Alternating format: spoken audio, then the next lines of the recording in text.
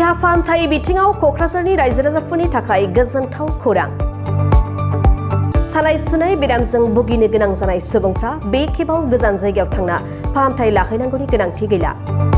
रोंगौथि गोनां देहा फाहामगिरिफोरनि गेजेरजों क'क्राझारनि मोबिलिटि थेरापि सेन्टाराव बायदि रोखोमनि बेरामखौ फाहामथाय होनाय जायो।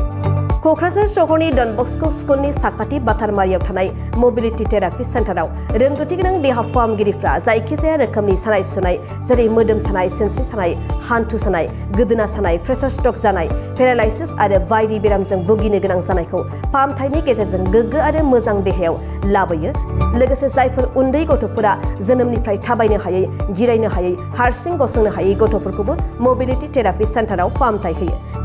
बे मोबिलिटि थेरापि सेन्टाराव दासिम गोबां सानाय सुनाय गोनां आरो थाबायनो हायै, गसंनो हायै गथ'फोरखौ फाहामथाय होनायनि गेजेरजों मोजां आरो गोग्गो देहायाव लाबोबाय।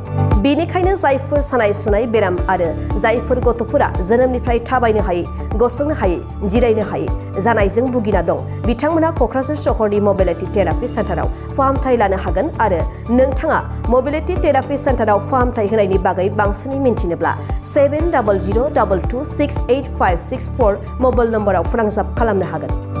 खुलुमबाय, आंनि मुङा डक्टर रिंसार बर'। आङो मोबिलिटि थेरापि सेन्टार क'क्राझारनि कनसालटेन्ट फिजिअथेरापिस्ट।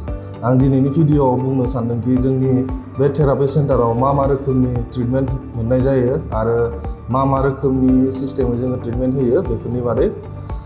जोंनि बे मोबिलिटि थेरापि सेन्टाराव जोङो मेनलि नायो सानाय सुनाय, सिनस्रि सानाय, हान्थु सानाय, गोदोना सानाय, बेफोरजों लोगोसे जोंनि उन्दै गथ'फोर जायफोरा जोनोमनिफ्राय थाबायनो रोङाखै, जायफोरा हयथ' एक्सिडेन्ट जानानै डिलिभारि टाइमाव एक्सिडेन्ट जानानै थाबायनो रोङाखै, जिरायनो रोङाखै, बेफोरनि माखासे ट्रिटमेन्ट होनाय जायो।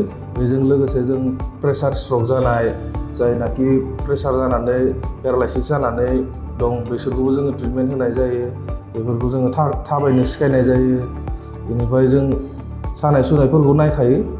ओमफ्राय जेनेबा सोरनाबा एक्सिडेन्ट जानाय, आखाइ गनाय, हारा बायनाय, बेफोरखौबो जोङो पस्ट सार्जिकेल केसफोरखौबो जोङो नायो।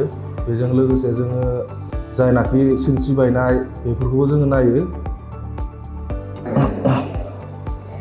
जोंनाव ट्रिटमेन्ट सिस्टेमा जों मेनलि रिहाब सिस्टेमै ट्रिटमेन्ट होयो, जायाखि जोङो मेन फकास खालामो एक्सारसाइसआव। जोङो रुट कजखौ ट्रिटमेन्ट खालामनो थाखाय जोङो मेनलि एक्सारसाइसनि थ्रुयै जोङो ट्रिटमेन्ट होनाय जायो। बेजों लोगोसे जों माखासे मडेलिटिसफोरबो बाहायो, जेनेबा सानाय सुनायखौ खमायहोनो थाखाय। बेनिफ्राय माखासे एसिस्टेड एड डिभाइसफोर दङ, एसिस्ट खालामनाय माखासे डिभाइसफोर दङ, बेफोरखौबो जों बाहायो जाहाथे नांगौ सिस्टेमै।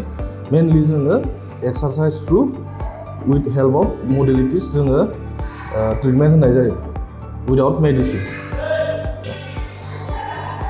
दिनैसिम आं जोंनि बे थेरापि सेन्टाराव बोसोरसे बारबाय खुलिनाया। बेयाव जोङो बुहुत गोबां पेसेन्टफोरखौनो जोङो फाहामना हरनो हानाय जादों।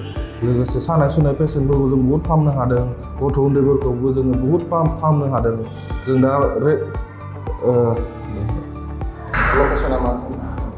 जोंनि बे लकेसनानो जाबाय क'क्राझार बाटारमारि डन बस्को स्कुल खाथियाव मोबिलिटि थेरापि सेन्टार बुंनाय।